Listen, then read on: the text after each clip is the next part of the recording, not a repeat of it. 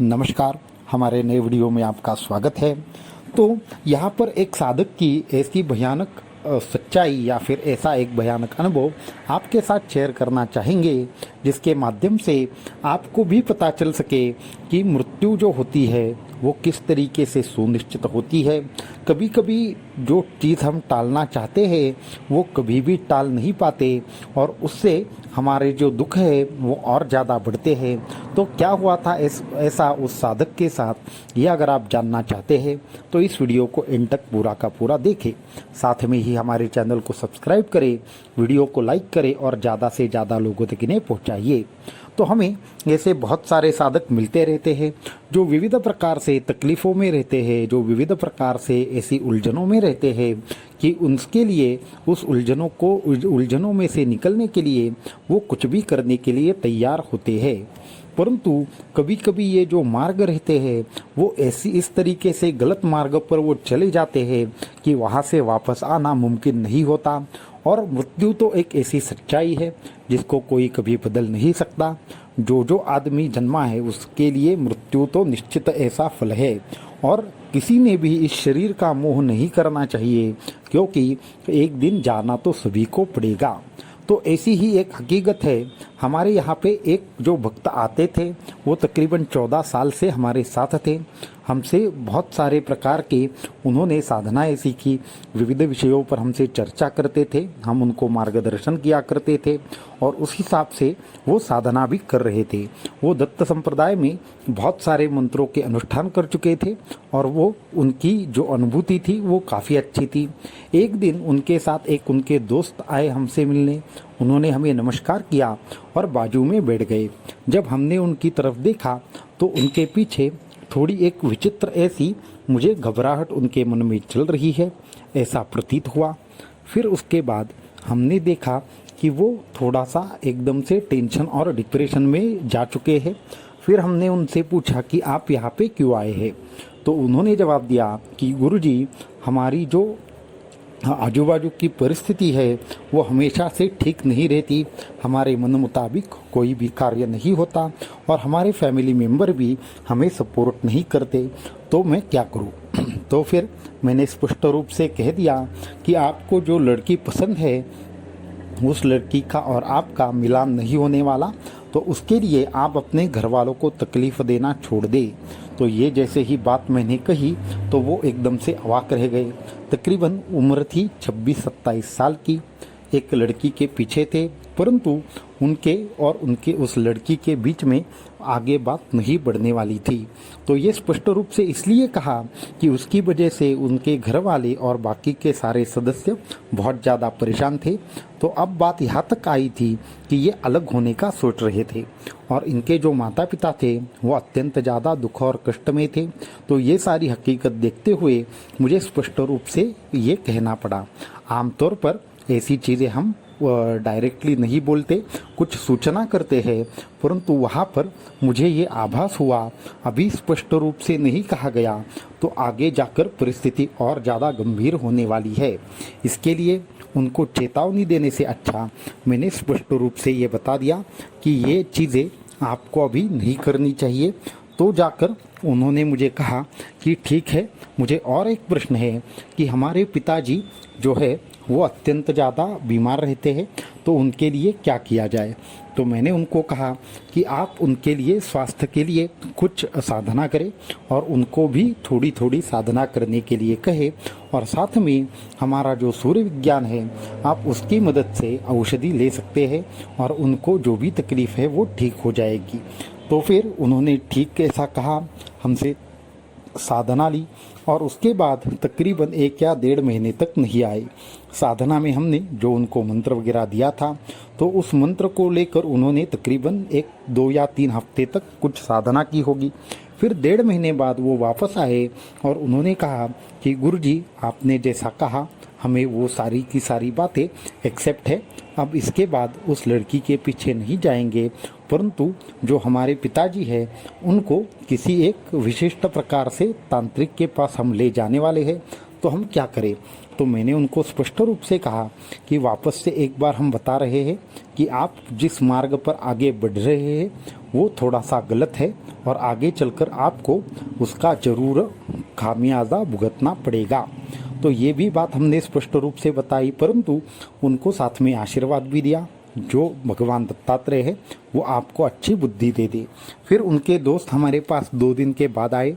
मैंने कहा कि उनके जो पिताजी है उनकी जो आयु है वो बहुत ज़्यादा कम रह गई है, तो कृपया करके आप एक काम करें, उनको थोड़ा सा समझाए, आप गलत राह पर आगे बढ़ रहे हैं तो ऐसी चीज़ें ना करें। तो ये सारी चीज़ें हमने उनके दोस्त को कही, तो फिर वो भी उनको कह रहा था कि आप जो भी चीज़ें कर रहे हैं ऐसा मत करें, इससे अच्छा है सूर्य विज्ञान की औषधि है, बाकी की चीज़ें हैं, उससे आप उनका जो भी प्रॉब्लम है वो ठीक कर सकते हैं। परंतु वो दोस्त मानने के लिए तैयार नहीं था। आगे 1 या 1.5 महीने बाद वापस से वो हमें कुछ मिठाई लेकर आया। उन्होंने कहा कि हमने तंत्र क्रिया करवाई है और तांत्रिक ने उनके लिए कोई विशेष यज्ञ का आह्वान किया था और उस यज्ञ के बाद हमारे जो पिताजी है वो एकदम से तंदुरुस्त हो गए हैं। मैंने उनको कहा कि क्या उन्होंने यज्ञ में कोई विशेष जानवर की बलि दी थी, तो उन्होंने कहा हाँ, हमने 3 जानवरों की बलि दी थी और उसके बाद उनकी एकदम तबीयत ठीक हो गई है। तो मैंने उनको बहुत अच्छा कहा, उनसे मिठाई ली और वो बाजू में रख दी। वो हमने खाई नहीं क्योंकि आगे जो होने वाला था उसका उन्हें ज्ञान नहीं था। फिर एक बार मैंने उनको चेतावनी दी कि आने वाले 1-1.5 महीने के अंदर आपको थोड़ा सा सतर्क रहना होगा। हम आपको एक साधना बताएंगे, साथ में सूर्य विज्ञान का एक ये भी देंगे, तो वो औषधि से आप अपने जो पिताजी है उनको ठीक करिए। परंतु उसने फिर भी हमारी बात नहीं मानी। फिर हमने जो भगवान भरोसे है या फिर भगवान दत्तात्रेय की इच्छा है उसके भरोसे सारी चीज़ें छोड़ दी। फिर 1 या 1.5 महीने बाद वो हमारे पास वापस आए और फिर उन्होंने हमें कहा कि गुरुजी मुझे थोड़ा डर लग रहा है, पिताजी की तबीयत अचानक से बहुत ख़राब हो गई है। तब मैंने उनको कहा कि आपने पहले से ही गलत रास्ते का इस्तेमाल किया है, पहले से ही गलत रास्ते पर आगे बढ़ गए हैं, तो अभी हम ज़्यादा कुछ नहीं कर सकते, सिर्फ भगवान दत्तात्रेय के चरणों में हम प्रार्थना कर सकते हैं, उसके ऊपर अभी कुछ भी करने का समय नहीं रहा। तो फिर मैंने उनको कहा कि आपके पिताजी के कुछ दिन शेष रह गए हैं, आगे चल के उनको कैंसर डिटेक्ट होगा और वो उसमें थोड़ा सा उनका बचना थोड़ा कठिन है, तो आप भगवान दत्तात्रेय की शरण में जाए, वही शायद आपको बचा सकते हैं या फिर इस मुश्किल से बाहर निकाल सकते हैं। परंतु इतनी देर हो चुकी थी कि अब उनको कुछ भी बताना या फिर उनको कुछ भी आगे उपाय देना हमें ठीक नहीं लगा। हमने एक बार हमारे गुरुदेव से मन ही मन में ध्यान लगाकर प्रार्थना की कि क्या हम इसकी मदद कर सकते हैं क्या, तो हमें गुरुदेव ने कुछ भी जवाब नहीं दिया। ध्यान में हमें इतना ही आया कि अभी समय निकल चुका है, हमारे हाथ में अभी देखते ही रहने का एक ही चीज़ बचा है। तो इसके बाद तकरीबन 10 या 15 दिनों के बाद उनके पिताजी के मृत्यु की सूचना आई, जो सुनकर मुझे उस युवा का चेहरा अचानक हमारे आंखों के सामने आया कि ये कैसे हो सकता है, ये कैसी दशा है कि सारी चीज़ें मालूम होते हुए भी उसमें कभी कभी बदलाव नहीं किया जा सकता। आगे चल के उस लड़की ने भी उनको छोड़ दिया और वो अपने अलग मुकाम पर चली गई और ये जो था ये अभी फ्रस्ट्रेशन और डिप्रेशन में चला गया। तो इस तरीके की जो चीज़ हुई उसके बाद वो 2 या 3 महीने के बाद हमसे मिलने आ गया, हमसे माफ़ी मांगी और बाकी की चीज़ें अभी क्या करेंगे ऐसा उन्होंने पूछा। फिर हमने कहा कि जो हो गया वो होना था, गलत राह पर जब आगे बढ़ते हैं तब कुछ चीज़ों को टालना मुमकिन नहीं होता, चाहे कोई भी मार्ग क्यों न हो, मृत्यु पर ऐसे ही जीत हासिल नहीं होती। समय रहने पर जो भी चीज़ें करनी चाहिए वो करनी ही चाहिए। एक बार समय हाथ में निकल गया तो हम कुछ नहीं कर सकते, तो चलिए हम आपको तो राह जरूर दिखा सकते हैं। तो ये सारी चीज़ें सुनकर हमने उनको आगे दत्त मंत्र की दीक्षा दी और उनको जो भी उनकी तकलीफ़ थी उसके लिए कुछ औषधि और बाकी की चीज़ें दी और उस साधक का आगे चल के सब कुछ अच्छा हो गया और उनकी जो फैमिली थी वो आगे चल के स्टेबल हो गई। अब उसका विवाह भी हो चुका है और वो एकदम स्टेबल रूप से कार्य कर रहा है। परंतु जिस मार्ग का उन्होंने चुनाव किया वो अत्यंत गलत था। मैं आप सभी साधकों को ये विनम्रता से कहना चाहूँगा कि कभी भी किसी भी प्राणी की बलि देकर, कभी भी किसी भी प्रकार से तंत्र मंत्र के मार्ग से उल्टी वगैरह चीज़ें करके और बाकी के यज्ञ याग करके अगर आप ऐसी चीज़ों को प्राप्त करने का हट कर रहे हैं जो सच में गलत है या फिर जो मार्ग है वो ठीक नहीं है, तो आप कृपया करके एक बार ज़रूर सोच विचार करें। अगर आप ऐसे मार्ग का चुनाव कर रहे हैं कि जो दूसरों के अहित से गुजरता हो, चाहे वो मुकट जीव क्यों न हो, उसकी हत्या करके जो भी चीज़ प्राप्त की जाती है वो परमात्मा के नज़र में सरासर गलत है। अगर आपको सच में कुछ चाहिए तो सिर्फ और सिर्फ उपासना मार्ग से मिल सकता है, आपके खुद के कर्मों को नष्ट करके मिल सकता है और किसी भी प्रकार से वो नहीं मिल सकता। और कर्म को नष्ट करने का एक ही माध्यम है, वो है गुरु कृपा।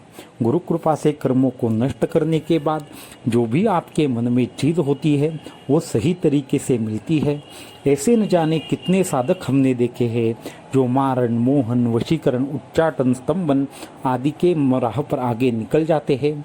उनके उस वक्त के लिए कार्य हो भी जाते हैं, परंतु आगे चल के जो परमात्मा है वो जब उनके ऊपर अवकृपा कर देता है तो उनके सारे के सारे सपने पल भर में उजड़ जाते हैं। इसी तरीके से इस युवा के साथ भी हुआ। उन्होंने तंत्र मंत्र से किसी पशु की बलि देकर उनको, उनके पिताजी को ठीक भी कर लिया, तो क्या हुआ, 2 या 3 महीने के बाद वापस से जो मृत्यु था उसने अपना असर दिखाना शुरू कर दिया। मृत्यु टालना सिर्फ गुरु कृपा से और भगवान दत्तात्रेय के आशीर्वाद से मुमकिन है, वो भी अगर आप सही है तो, नहीं तो मृत्यु को कोई टाल नहीं सकता। और अनुचित कार्य करके हासिल की हुई चीज़ कभी भी ज़्यादा समय तक आपके पास नहीं रहती। तो इसलिए सभी साधकों का मुझे एक हमेशा प्रश्न रहता है कि हम अपने मनचाही चीज़ कैसे प्राप्त कर सकते हैं। तो उसके लिए साधना, उपासना, ये 2 ही उत्तर हमारी तरफ से रहेंगे। अगर आप अपनी शक्ति बढ़ाओगे तो आपके ऊपर कभी भी कोई तंत्र मंत्र बाधा कार्य नहीं कर पाएगी और आपका जीवन है वो पूर्णतः सुखी हो जाएगा। तो इसके लिए तंत्र मंत्र आदि चीज़ों के पीछे नहीं भागना चाहिए, कभी भी किसी के अहित के बारे में नहीं सोचना चाहिए और अंत में खुद के जीवन का और लोगों का भी कल्याण अवश्य करना चाहिए। तो इस वीडियो में इतना ही। अगले वीडियो में कुछ और चीज़ें आपके साथ हम शेयर करेंगे। अवधूत चिंतन, श्री गुरुदेव दत्त।